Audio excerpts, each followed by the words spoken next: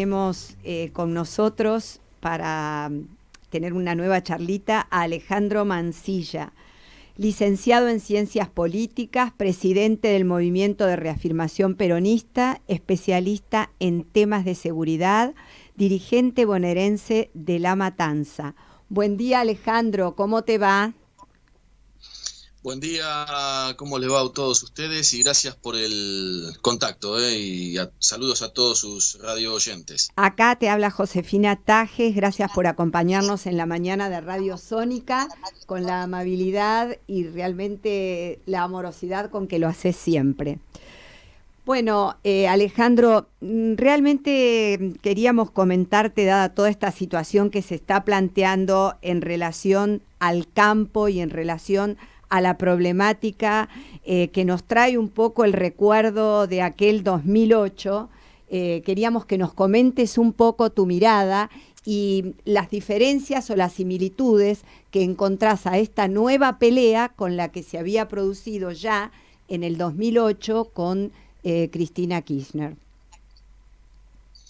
Sí, la situación del campo siempre fue tensa, ¿no? No solamente en la actualidad, sino que después del 2008 siempre hubo también algunas rispideces entre el sector agrícola-ganadero y el sector gubernamental de aquel momento, ¿no? Lógicamente que la desaprobación de la 125 en el Senado de la Nación en aquel julio de 2008 dio un antes y un después en la relación con el campo, ¿no? Entonces, en cierta manera, lo que podemos determinar es que no ha habido una solución concreta, ni siquiera durante el gobierno de Mauricio Macri ha habido una solución concreta. Siempre ha habido alguna situación tensa, principalmente con la cuestión tributaria, impositiva. Pero el gobierno de Cristina Fernández de Kirchner en aquel momento impuso una retención sin dialogar con el sector productivo, y lamentablemente lo que generó fue una situación muy tensa, casi se hablaba en aquel momento de desestabilización política, bueno, muchas situaciones que estaban al borde de una explosión bastante compleja para el país. Pero bueno, gracias a la sabiduría de muchos dirigentes del campo en aquel momento, como Migens, también estaba Jambí, estaba también Alfredo de Ángelis, ¿no? Digamos que todos ellos, Bussi mismo, le pusieron un poco de tranquilidad. Hoy hay una situación tensa, pero no de la característica de aquel momento.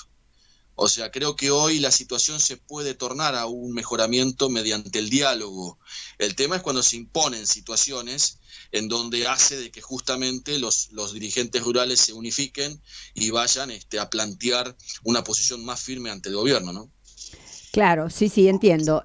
La consulta un poquito venía por toda esta situación, digamos, que fue llevado al Congreso para ver qué es lo que va a pasar con el tema retenciones. Vos viste que de alguna manera lo que se está sintiendo es que hay una nueva imposición a través de un decreto y que, bueno, el Congreso está funcionando. Entonces, un poco desde ese lugar era lo que te planteaba como similitud. Sí, totalmente. A ver, quizá la situación de aquel momento en donde las retenciones subieron, el gobierno de Cristina Fernández de Kirchner quería subirla a un 9%. Recordemos que era un 35% y querían llevarla al 44%. Hoy se le quiere imponer retenciones a los subproductos de la soja, en este caso la harina y aceite de soja, que va de un 33 a un 35. Claramente el gobierno de Alberto Fernández lo hace por decreto cuando eso tendría que ser elaborado por el Congreso, como usted bien dice, y esto va a llevar un planteo bastante importante en la Cámara de Diputados como en la Cámara de Senadores, si es que se plantea el proyecto como sí. El tema es que hay una realidad muy fuerte en este aspecto, que es el acuerdo con el FMI. Y el acuerdo con el FMI lo que impone en la letra chica es aumento de impuestos. Entonces, a alguien le tienen que aumentar el impuesto y lamentablemente siempre recae en el que produce más en este país, que son los productores rurales, ¿no? Y son los que más se sacrifican para que el país funcione, no solamente en cuestiones económicas, sino también en cuestiones de la supervivencia humana, porque son los que producen los alimentos. Sin ellos nosotros no podríamos alimentarnos como corresponde. Entonces me parece que tiene que haber un poquito más de sensibilidad, seriedad y diálogo para poder solucionar como realmente se debe solucionar un problema de estas características, ¿no? Que es a través del diálogo democrático y a través de soluciones interdisciplinarias. Claro, claro. Alejandro, te voy a pasar aquí con mi compañero Andy Zapoc, que te quiere hacer una preguntita. Hola Alejandro, ¿cómo estás? ¿Cómo no? Te quería hacer una pregunta en materia de seguridad, ¿no? Salimos del campo, vos sos dirigente en La Matanza. ¿Cómo está la seguridad hoy en día en La Matanza y antes de la pandemia, si hubo cambios y demás? No. Cambio no hubo. La Matanza sigue siendo un polvorín todos los días. Uh-huh.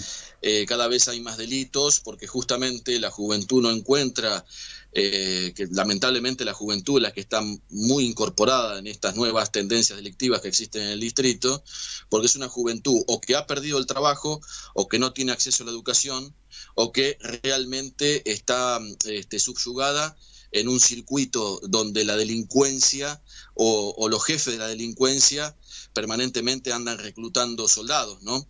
Entonces cada vez se recrudece más el delito aquí en el distrito.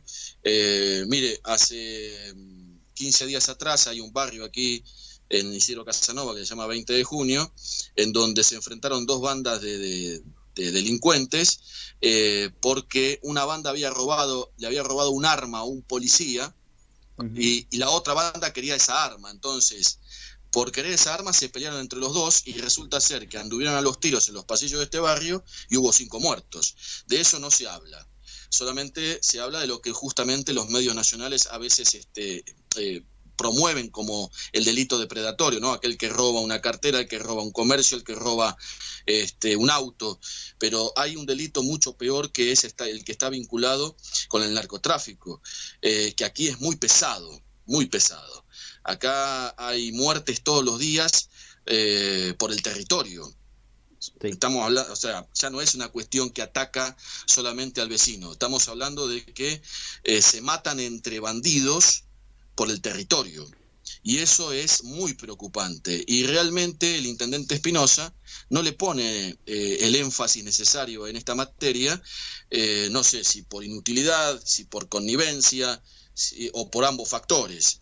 Pero claramente La Matanza cada vez está peor porque van creciendo estos hechos, estas organizaciones delictivas que promueven, lógicamente, lo que decía anteriormente, el delito depredatorio que vemos todos los días. Y que en ese delito depredatorio, cuando un delincuente le roba la cartera a una mujer o un delincuente le quiere robar un auto a un trabajador, termina muerto esa mujer o ese trabajador.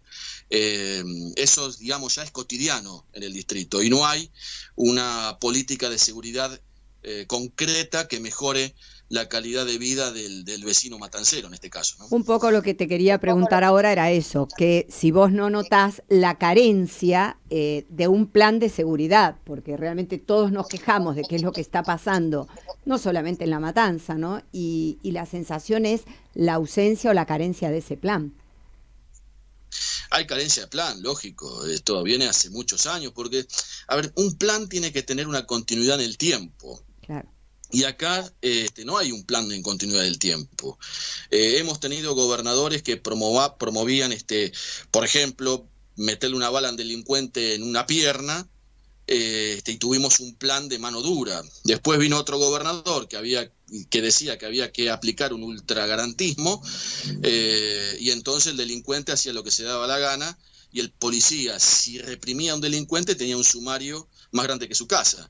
Entonces, yo creo que tiene que haber un plan como el que se ideó en su momento en la década del 80 en Nueva York, cuando el fiscal Rudo Giuliani peleaba contra las organizaciones que colocaban el crack en pleno centro de Nueva York, ¿no? El crack es parecido al Paco aquí en la actualidad. Y hubo un plan ahí, un plan de tratar de desbaratar toda organización delictiva que se, digamos, dedicara al tema del narcotráfico y sus delitos conexos. Y ese plan en Nueva York, como también en gran parte del mundo, que digamos, ese plan Giuliani se ha tomado como referencia en gran parte del mundo y se sigue como política de Estado. Acá no. Acá vamos de la ultra represión al ultra garantismo, y la verdad que el que sufre las consecuencias de uno y otro factor es la sociedad. Y me parece que para que haya un plan tiene que de eliminarse el Ministerio de Seguridad y crearse una agencia de seguridad provincial donde sus funcionarios no sean elegidos por el gobernador, sino por los legisladores de la provincia de Buenos Aires, o sea, que sus pliegos sean aprobados por los legisladores de la provincia de Buenos Aires, y que a su vez esos funcionarios sean convocados por concurso público y no a dedo. Entonces, aquellos que tienen una capacidad importante en lo que significa planificación de seguridad son los que deben conducir esta agencia de seguridad, y pueden ser solamente expulsados o digamos retirados de la función pública a través de una investigación que haga, en este caso, el Senado de la provincia de Buenos Aires. Me parece que esa es la única posición que nosotros podemos llegar a tener para tener un plan serio, porque si seguimos con un ministro de Seguridad colocado por un gobernador que tiene una idea que tienen ideas totalmente distintas unos de otros, y me parece que las soluciones nunca se van a dar, ¿no? Claro. Necesitamos unidad de criterio, digamos. Acá mi compañero te va a hacer una preguntita, Alejandro. Alejandro, en el último tiempo se habló sobre la presencia de gendarmería y fuerzas nacionales en distritos como La Matanza y demás del conurbano. Hay personas, vecinos que están cansados de la inseguridad, que piden al ejército o militares. ¿Vos cómo lo ves esta posición de los vecinos, de algunos vecinos, no de todos? No, yo lo veo positivo eso, o sea, yo creo que la prefectura y la Gendarmería Nacional fueron mal utilizadas para lo que es la seguridad interior, porque la ley de seguridad interior, la 24.059, planteaba que la Gendarmería y la prefectura solamente pueden intrometerse en cuestiones de sensibilidad o de violencia institucional. Pero después las fuerzas policiales, tanto provinciales como el Policía Federal y en este caso Policía de Seguridad Portuaria, son los responsables de la seguridad interna. Porque hay un tema acá que degrada a la Gendarmería y la Prefectura, porque tenemos también que recordar que está la ley 23.554, que es la ley de defensa nacional, en donde la Gendarmería y la Prefectura son parte de la estrategia militar del país, y que tanto uno como otro deben cuidar las fronteras terrestres y marítimas. Cuando eso se modificó y encima Nilda Garré como ministra de Seguridad, conjuntamente con Sergio Berni, que era secretario de Seguridad, empezaron a dibujar este tema de el cinturón sur, la prevención por medio de la presencia de gendarmería y prefectos. Claro, ¿qué pasaba? Se traían todos los gendarmes y los prefectos del interior del país al corazón del conurbano, pero en el interior del país las fronteras eran unos coladores. Entonces, ¿de qué me sirve a mí tener una fuerza de seguridad que me previene el delito en el conurbano y la capital, si por el norte, el sur, el este, el oeste me está pasando droga por todos lados? Claro, y eso beneficia siempre a los grandes capitales del narcotráfico, ¿no?